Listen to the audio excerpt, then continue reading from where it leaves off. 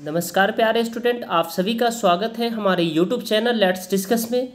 प्यारे स्टूडेंट, आज हम पढ़ने और समझने वाले क्लास 10th का विषय साइंस होगा, जो कि असेसमेंट वर्कशीट नंबर 2 है और यह 5 अगस्त 2021 के लिए है।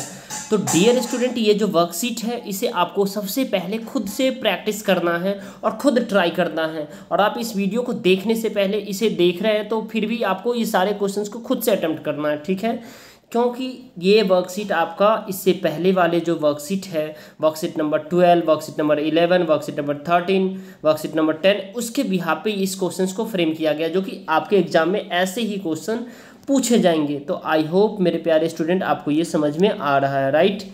अब देखिए, इसमें दो जो है ना, इस 20 मार्क्स का असेसमेंट है, दो पार्ट में, दो सेक्शन में डिवाइड है, ठीक है? 1 मार्क्स का और 3 मार्क्स का है। 3 मार्क्स का 5 क्वेश्चन है, 1 मार्क्स का 5 क्वेश्चन है। तो चलिए इसे स्टार्ट करते हैं, लेकिन पहले खुद बनाइएगा, ठीक है? ताकि आपको नॉलेज हो और आपको समझ में आए, right?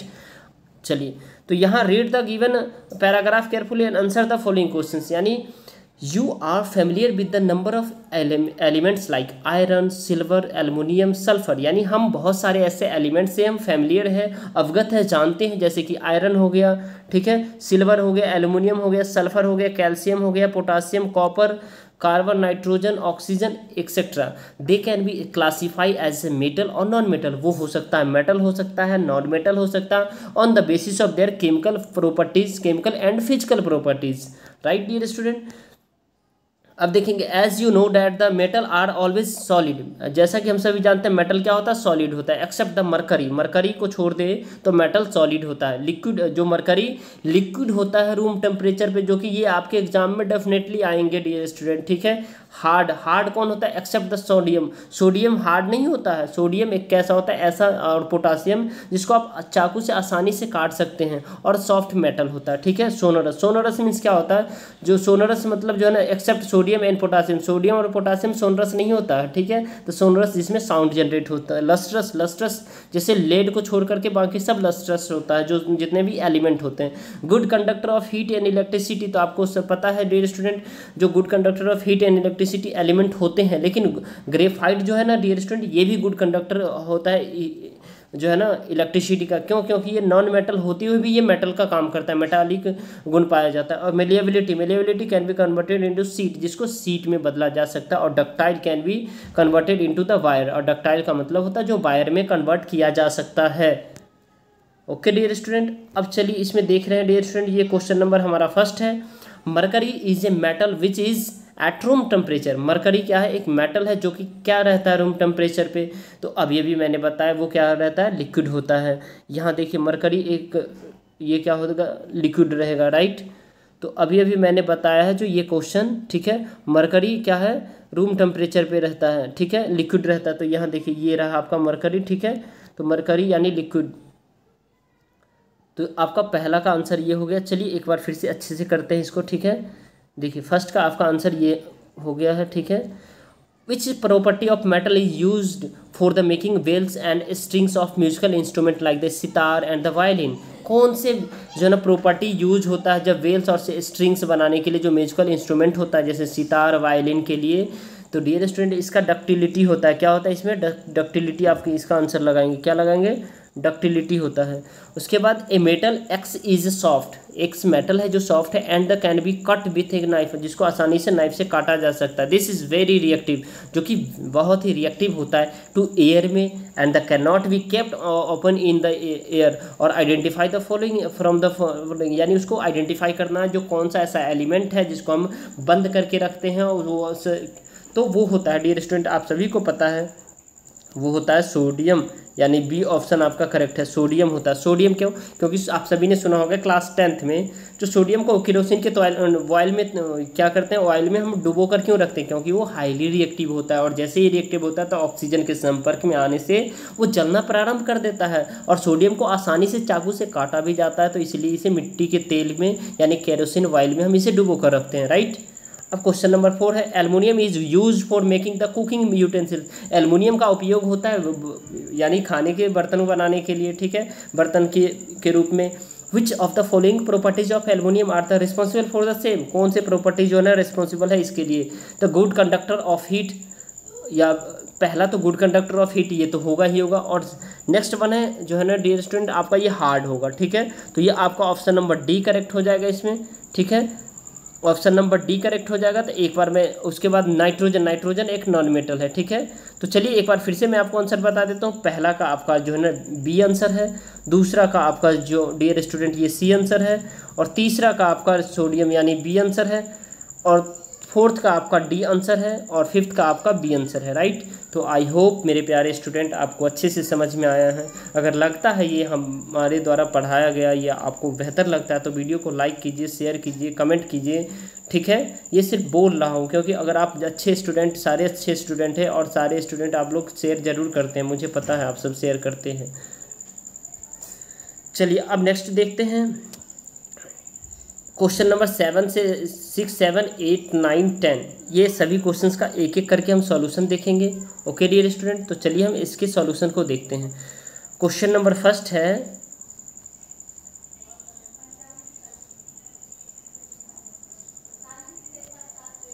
It is observe that a pencil sharpener gets attracted by the both the poles, यानी ये ऑब्जर्व किया गया जो पेंसिल शार्पनर है ना वो दोनों पोल से क्या किया गया, मैग्नेट से वो अट्रैक्ट किया गया। While the its body is not attracted, लेकिन उसके बॉडी अट्रैक्ट नहीं हुआ है by the magnet. Name the material that might have been used to make its parts, तो कौन से मटेरियल इसका यूज होता है।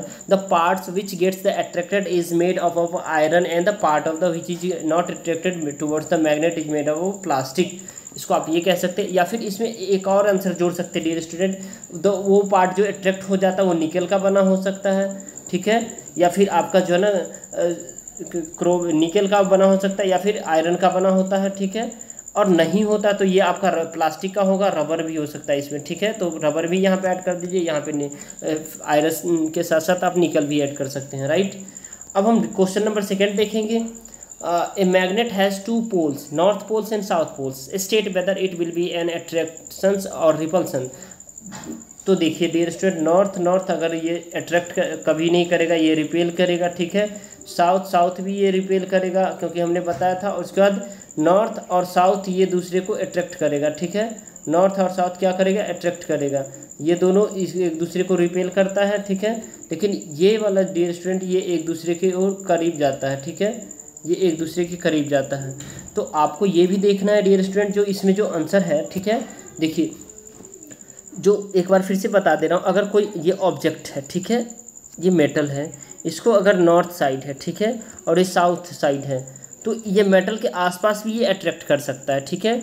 अगर ये साउथ है और अगर ये नॉर्थ है तो ये अट्रैक्ट करेगा, ठीक है। और अगर यहीं पे साउथ है तो रिपेल करेगा यानी दूर भगाएगा। नॉर्थ है और साउथ है तो अट्रैक्ट करेगा, साउथ है और नॉर्थ है तो अट्रैक्ट करेगा, ठीक है। अब देखिए इसमें जो है ना, तो पहला का हो गया आपका जो है ना डियर स्टूडेंट ये रिपल्सन, दूसरा रिपल्सन और तीसरा अट्रैक्शन है।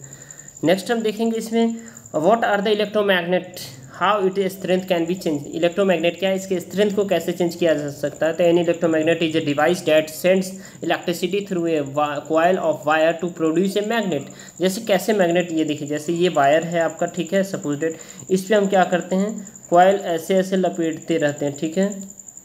ये जितना जो ज़्यादा लपेटा जाएगा, ठीक है, वो उतना जो है ना क्या होगा, वो मैग्नेट उतना बेहतर ही बनेगा, ठीक है। ये जितना बेहतर ज़्यादा लपेटा जाएगा वैसा बनेगा, राइट। द फोर क्या होता है, the 4 main factor that affect the strength of the electromagnet. Electromagnet बेहतर बनाने के लिए आपको ये 4 रिस्पॉन्सिबल है। द लूप काउंट, लूप को काउंट ज़्यादा अगर लूप, ये देखिए जैसे इस पर ज़्यादा एकदम घने ऐसे इलेक्ट्रोमैग्नेट होगा तो ये काफ़ी अट्रैक्टिव होगा, अच्छा होगा। करंट, अगर करंट पास होगा, presence of the iron core होगा, ये तो ये ज़रूरी है, ठीक है।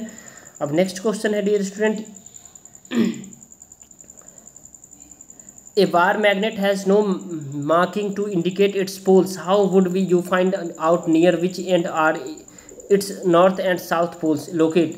तो when a magnet freely suspended it becomes to rest with the north and south pole। जब हम मैग्नेट को फ्रीली छोड़ देते तो ये रेस्ट हो जाता है नॉर्थ एंड साउथ डायरेक्शन में।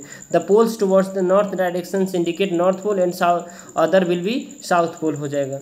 And next dear student question number 10 है और लास्ट है। अगर आपको लगता है ये वीडियो आपके लिए हेल्पफुल है तो इस वीडियो को जरूर से ज़रूर लाइक करें, अपने दोस्तों तक शेयर करें। हमारे चैनल पे नए हैं तो कमेंट करके बताएं जो आपको ये वीडियो कैसा लगा, और नए हैं तो चैनल को सब्सक्राइब जरूर कर लें।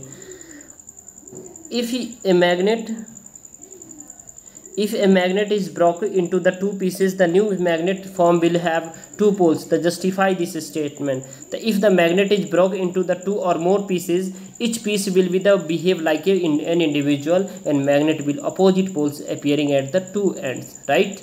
तो आई होप मेरे प्यारे स्टूडेंट इसे आपको बेहतर तरीके से समझ में आया है। ठीक है, तो चलिए बाय बाय, टेक केयर, अपना ख्याल रखिए, हैव ए नाइस डे।